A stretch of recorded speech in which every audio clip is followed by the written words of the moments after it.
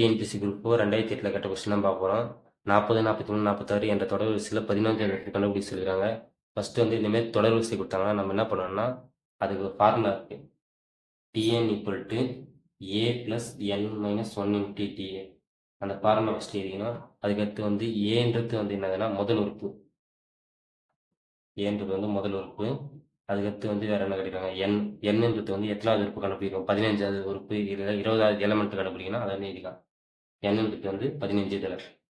அதுக்கடுத்து D கிடைக்கிறாங்க. D வந்து என்னதுன்னா இப்போ வந்து இது வந்து A1 A2ன்னு எடுத்துக்கலாம். அப்போது A2 மைனஸ் A1. A2 வந்து என்னது 43 மைனஸ் 40 என்னது 3. டி வந்து 3. அவங்க அதுக்கடுத்து போய் வேல்யூ சப்ஸ்டிட் பண்ண வேண்டியதான். ஏவோட வேல்யூ என்னது 40 ப்ளஸ் 15 மைனஸ் 1 மொத்தம் டியோட வேல்யூ 3.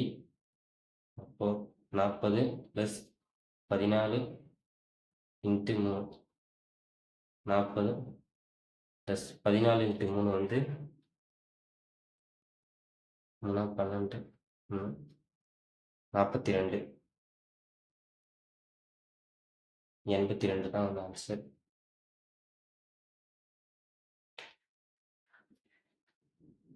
இது வந்து 82.